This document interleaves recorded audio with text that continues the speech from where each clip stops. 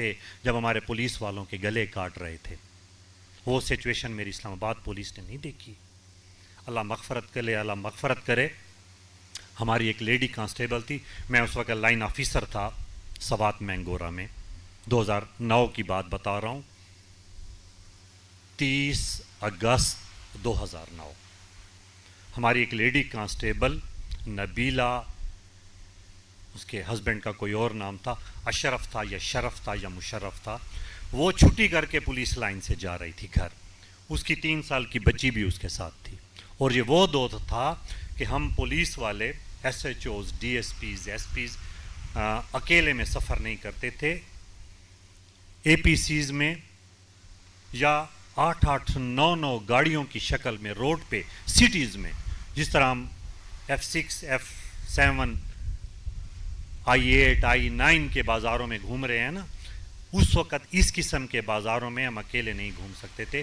اور کسی ایمرجنسی کی وجہ سے وہ نبیلہ میری بیٹی، وہ اکیلی بیٹی کو، چھوٹی کو لے کے گھر چلی گئی. سامنے برابر ہو گئے ان بندوں کے. آپ یقین کریں گے کہ ایک گرین چوک ہے، ابھی بھی جا کے کبھی کسی کا سوات جانا ہو، سوات والا کوئی اگر بھائی بیٹھا ہو، گرین چوک کا نام خونین چوک رکھا گیا تھا. خونین چوک اس لیے کہ دنیا جہان سے بندے پکڑ کے لائے جاتے تھے اور وہاں پہ ذبح کیے جاتے تھے. اور ہماری وہ بیٹی لیڈی کانسٹیبل نبیلہ، وہ برابر ہو گئی ان شیطانوں کے. اس کو لے آئے وہاں پر، 3 سال کی بیٹی کے سامنے ذبح کیا. ویڈیو ہمیں بھیجی گئی کہ آؤ لاش اٹھا کے لے جاؤ. وہ لمحہ میں بھول سکتا ہوں؟ کبھی بھی نہیں. تو اسلام آباد پولیس نے وہ چیزیں ابھی تک نہیں دیکھیں اور نہ خدا دکھائے. خدا پاک ہمارے بچوں سے لے کر بڑوں بزرگوں تک ہمارے پردہ داروں کو اپنی حفظ و امان میں رکھے. لیکن شاید میں سمجھتا ہوں کہ یہ حق میں نے کہیں اور جا کے ادا کرنا ہے.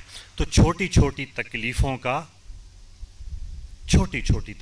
کا گلہ مت کیا کریں. اسلام آباد پولیس بہت آرام آسائش میں ڈیوٹیاں کر رہی ہے، بہت آرام آسائش میں.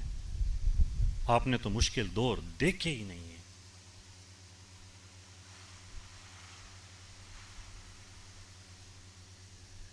جو سہولتیں مل رہی ہیں ان کو اویل کیجئے، دوستیاں کیجئے، ایک دوسرے کو سکون دیجئے، آرام دیجئے، فیسیلیٹیٹ کیجئے ایک دوسرے کو،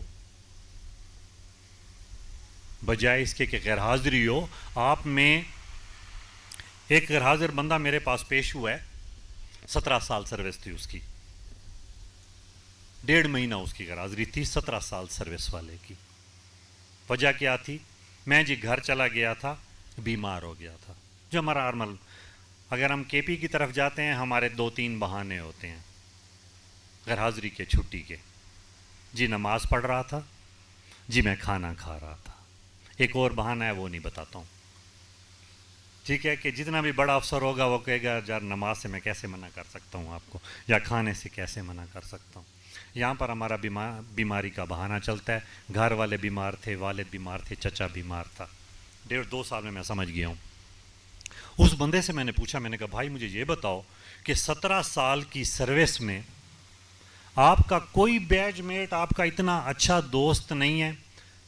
پچھلے 1 سال میں جس ڈویژن میں آپ تعینات ہو، آپ کے ساتھ بیرک میں رہنے والا، آپ کے ساتھ پوائنٹ پر ڈیوٹی کرنے والا، آپ کے ساتھ دفتر میں بیٹھنے والا، کوئی اتنا اچھا دوست نہیں ہے جس کو آپ فون کر کے بتا دیتے کہ میرا والد بیمار ہے، مجھے چھٹی دی جائے؟ کیوں ہوتا ہے ایسا؟ اس کے پاس جواب نہیں تھا. کیوں؟ کہ بات ہی ایسی تھی. ہم ایک دوسرے کو فیسیلیٹیٹ نہیں کرتے. میری تکلیف ہے، میرے پاس ایسا اسلام آباد پولیس میں دوست نہیں ہے جو کہے کہ شاہ جی آپ آرام کرو، آج آپ کی جگہ ڈیوٹی میں کر لیتا ہوں. ہے کوئی؟ ہم ایک دوسرے کو فیسیلیٹیٹ نہیں کرتے. اسی لیے جب ہم گھر میں بیٹھے ہوتے ہیں، غیر حاضر ہوتے ہیں، یا ہماری کوئی جینون تکلیف ہوتی ہے، ہم کسی کو بھی کال کرتے ہیں، محرر کو، مدد محرر کو، ڈیوٹی افسر کو، یا اپنے کسی دوست کو کہ یار ادھر جا کے بتا دو میرے گھر میں یہ تکلیف ہے، میں 10 دن 5 دن 2 دن یا 1 گھنٹہ لیٹ ہو جاؤں گا، یہاں والا بندہ کیئر نہیں کرتا۔ مہربانی کیجئے اپنے اندر یہ احساس پیدا کیجئے، میرا اس میں کوئی نقصان، میرا کوئی فائدہ نہیں ہے، آپ لوگوں کا فائدہ نقصان ہے۔ میری باتیں آپ کو بور تو نہیں کر رہی؟ ٹھیک، میں یہ آپ کے اندر کی بات کر رہا ہوں، میں آپ لوگوں سے ہی آیا ہوا ہوں، میں کوئی آسمان سے اتری ہوئی چیز نہیں ہوں۔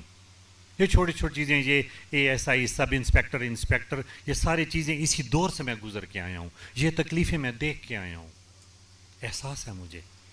آپ اپنے اندر اتنا اعتماد پیدا کیجئے کہ جب آپ کسی بھی افسر کے سامنے جائیں، چاہے وہ ایس ایچ او ہے، چاہے وہ ڈی ایس پی ہے، چاہے وہ ایس پی ہے، چاہے اس سے سینئر رینک ہے، تو آپ اپنے اندر کی بات اعتماد کے ساتھ ان کو بیان کر سکیں۔ اور وہ کب ہوگا؟ جب آپ اپنی وردی کے ساتھ 50% بھی سنسیئر ہو جائیں۔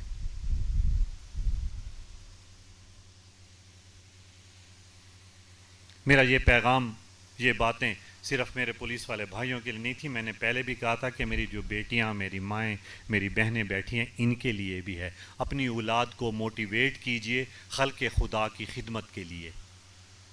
ضروری نہیں، اللہ پاک نے 3 فرائض ہم پہ کیے ہیں۔ میری بات لمبی ہو رہی ہے، میں جان بوجھ کے لمبی کر رہا ہوں۔ اللہ پاک کی طرف سے 3 فرائض ہیں ہم پہ، پتہ ہے سب کو؟ نماز، روزہ، حج، زکوٰۃ والے فرائض نہیں کہہ رہا۔ کوئی ایک بندہ اگر آپ لوگ سوئے نہیں ہیں مجھے اٹھ کے بتا دے کہ کون سے 3 فرائض ہیں، حقوق کون سے ہیں، کوئی ایک بندہ بتا دے۔ اللہ پاک کی طرف سے ہم پر کون سے 3 حق رکھے گئے ہیں؟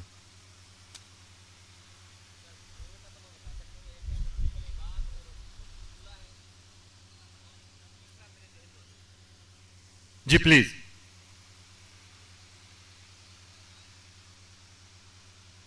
ٹھیک ہے، اچھی بات ہے، کسی نہ کسی کو کوئی۔ جی اشرف افسر،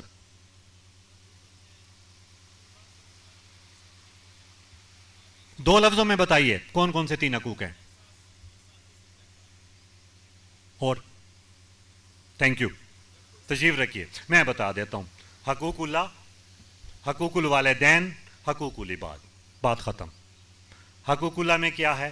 نماز، روزہ، حج، زکوٰۃ، یہ وہ باقی جتنی بھی چیزیں ہیں جو اللہ پاک کی طرف سے فرض ہیں، سنت ہیں، وہ ہم نے ادا کرنی ہے، کسی پر کوئی احسان نہیں ہے۔ اللہ پاک کے اور احادیث کا مفہوم ہے، میں آیات نہیں پڑھ سکتا، میرے سے الفاظ زیر زبر پیش غلط ہو جائے، گناہ گار ہو جاؤں گا۔ مفہوم اردو میں یہ ہے کہ اللہ پاک اگر چاہیں، رحیم ہے، رحمان ہے، کریم ہے، وہ آپ کے سارے گناہ معاف کر کے اپنے آپ پر فرض کیے حقوق معاف فرما سکتے ہیں، آپ کی ایک نیکی کی صورت میں بھی۔ دوسرا ہے حقوق الوالدین، آپ کی والدہ، آپ کے والد کے کچھ حقوق آپ پر لاگو کر دیے گئے ہیں، اور آپ کی جو جنت ہے وہ آپ کی ماؤں کے قدموں کے نیچے رکھ دی گئی ہے۔ افضل ترین ہستی ماں اور باپ کو قرار دیا گیا ہے، ایسا ہے؟ اگر آپ نے وہ حقوق والدین کے ادا نہیں کیے، اللہ پاک فرماتے ہیں کہ حقوق اللہ تو معاف کر دوں گا، حقوق الوالدین اس وقت تک معاف نہیں ہو سکتے جب تک آپ کی والدہ، آپ کے والد آپ کو معاف نہیں کرتے۔ اور بہت ساری احادیث میں ایسا ہے کہ جہاں پر جان نکلنے میں بھی تکلیف ہو رہی ہوتی تھی، اور حضور نے جا کے دعا فرمائی کہ آپ کی والدہ آپ سے ناراض گئی ہیں، اس کی والدہ اس کی ناراض گئی ہیں، اللہ پاک سے دعا کی کہ اس کی موت میں آسانی فرما۔ دوسرے ہو گئے۔ تیسرا ہے حقوق العباد۔ حقوق العباد ہے لوگوں کے حقوق، جس کے لیے ہم پولیس ڈپارٹمنٹ میں آئے ہیں۔ اللہ پاک کی طرف سے ہے کہ حقوق اللہ بھی معاف ہو جائیں گے، حقوق الوالدین بھی معاف ہو جائیں گے، حقوق العباد کبھی معاف نہیں ہوں گے۔ کس کس کے ساتھ کہاں کہاں زیادتی ہو گئی آپ کو پتہ بھی نہیں ہوگا، کیسے معافی مانگو گے اس سے؟ ہو سکتا ہے میری لیے اس وقت کوئی ایک بندہ بیٹھا ہو دفتر میں کمپلینٹ لے کر 9 بجے سے 1 بج گیا 1:30 بج گیا 4 گھنٹے سے میرا انتظار کر رہا ہو, بہت تکلیف میں ہو, جینون مسئلہ اس کو, مجھے پتہ نہیں ہے, میں آپ لوگوں کی مثال نہیں دے رہا, اپنی دے رہا ہوں. اگر میں اس کی آج وہ کمپلینٹ نہیں سن سکتا, اس کی داد رسی حق رسی جو 1% شاید میں نے کرنی ہے, باقی میرے سٹاف نے کرنی ہے, فیلڈ میں لوگ موجود افسر نے کرنی ہے, اور اللہ پاک کی مہربانی سے ہونی ہے, وہ 1% اگر میں حصہ ادا نہیں کر سکا, مجھے نہیں ہے پتہ وہ کون ہے, قیامت کے دن وہ بندہ میرا گلا نہیں پکڑے گا؟ کیا میں نے حقوق العباد ادا کر دیے؟ ان دیکھے بن مانگے خلق خدا کی خدمت کیجیے.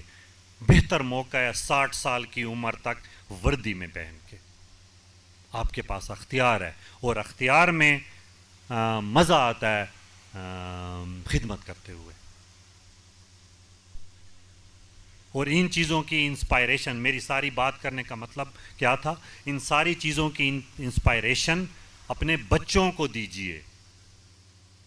یہ نہیں کہ آ جاؤ افسر بن کے بیٹھ جاؤ, آ جاؤ بڑے ڈاکٹر بن کے بیٹھ جاؤ, بڑے انجینئر پائلٹ یہ وہ وغیرہ بن کے بیٹھ جائیں. نو, اپنے بچوں کو انسپائریشن دیجئے, ہدایات دیجئے, عادی کیجئے کہ خلق خدا کی خدمت کرو.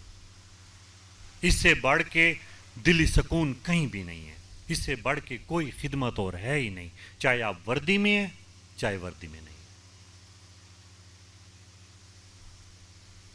اتنی چھوٹی چھوٹی سی بات پہ نیکی ملتی ہے. مسجد کے سامنے جہاں مسجد میں لوگ نماز ادا کرنے کے لیے جاتے تھے, ایک صحابی نے سوچا کہ لوگ آتے ہیں, ان کے پاس خچر ہوتے ہیں, گھوڑے ہوتے ہیں, سواری ہوتی ہے, کہیں کوئی درخت نہیں ہے قریب جہاں وہ باندھ دیں. تو ایک لکڑی کا, جس کو ہم قلعہ بولتے ہیں, زمین میں گاڑ دیا کہ کوئی آئے گا اس کو باندھے گا. اس کو نیکی مل گئی, ثواب مل گیا, ملنا شروع ہو گیا.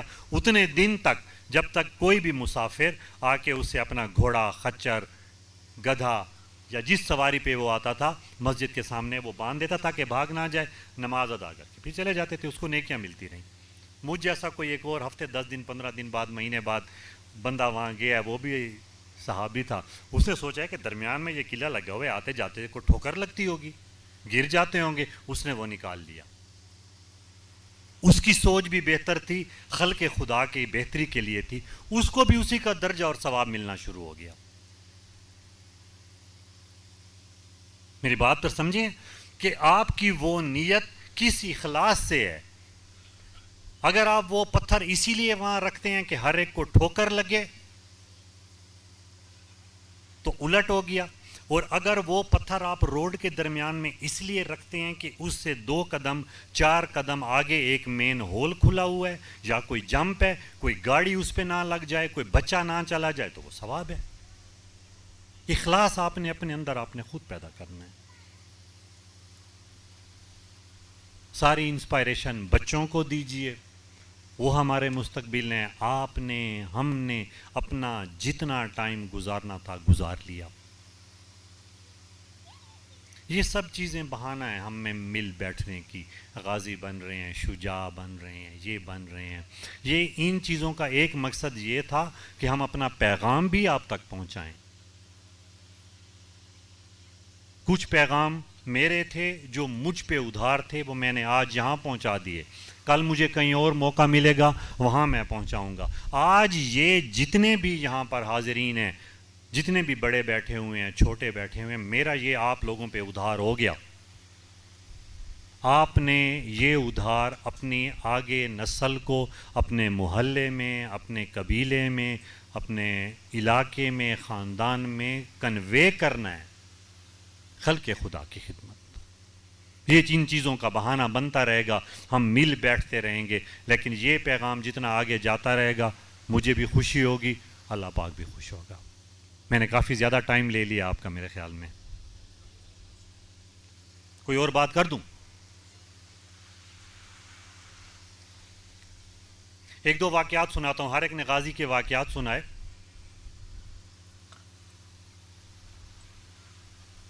پولیس کیسے کام کرتی ہے؟ 2022 کا 21 کا ایک واقعہ سناتا ہوں، بڑا عبرتناک واقعہ ہے، حیرت انگیز بھی ہے۔